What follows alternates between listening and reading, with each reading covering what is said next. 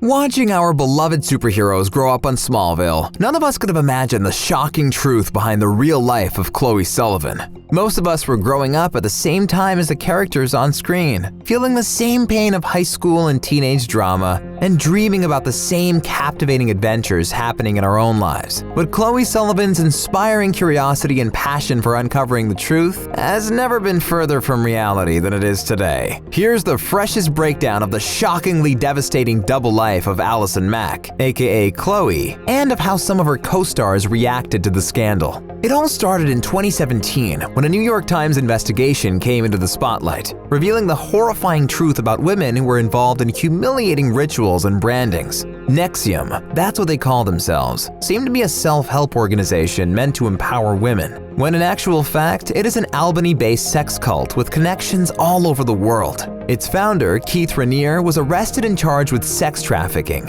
while the two Smallville actresses, Allison Mack and Kristin Kreuk, aka the superhero's girlfriend Lana Lang, were linked to the sorority too. Raniere was previously involved in an ill-fated network marketing company that turned out to be a major pyramid scheme. Unfortunately, members of the Nexium did not pay attention to it, and nor did they question the act of signing a confidentiality agreement before taking part in the organization. If you question Keith Raniere, the hits the fan.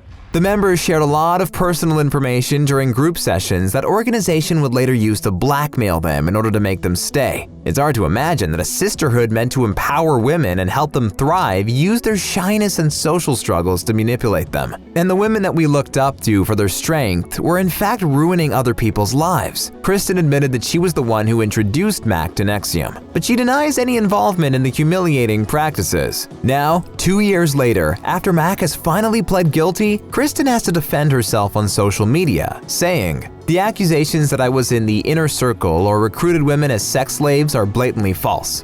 As she alleged that she was shy and that she joined the sorority to battle her struggles, which was the same thing she wanted for Allison. Turns out, Allison had other plans. Mack not only became a close friend to Raniere, but was his recruiter, hunting down women for Hollywood to suck into the cult. Mack even tried to reach famous Hollywood rights activists like Emma Watson and singer Kelly Clarkson, but they did not respond. Of course, having A-listed stars would help her convince more people to join the self-help group.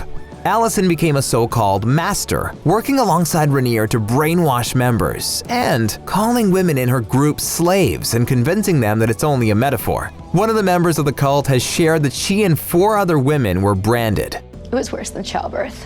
Imagine a hot laser dragged across your flesh for 30 minutes without anesthetic.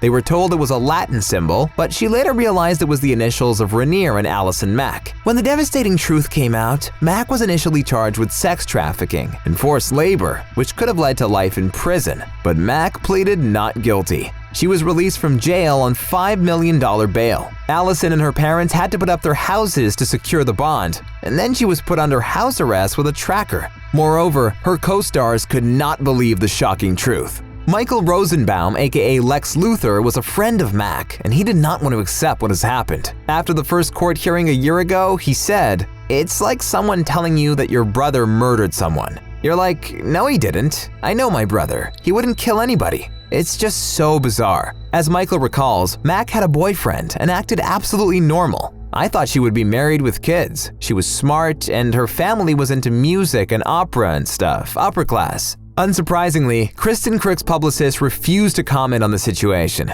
Allison's fellow co-stars remained silent as well, not being able to find words to describe their shock. While weeping in court on the 8th of March, Allison admitted to her crimes and apologized to the women who were exploited. "I must take full responsibility for my conduct. I am very sorry for my role in this case. I am very sorry to my family and to the good people I hurt through my misguided adherence to Keith Raniere's teachings." She's believed to be second in command at Nexium and is facing up to 40 years in prison. She is now waiting for her sentencing that is set for September 11th. The spring of 2019 is full of unexpected criminal investigations exposing celebrity involvement in major felonies, like Felicity Huffman and the college admission scandal. Many celebs reacted to the breaking news and Mack's admission, including Schitt's Creek star Dan Levy tweeting, "This case is wild." Smallville was full of secrets, but no one expected them to be that horrifying. Let us know what you think about this in the comments below.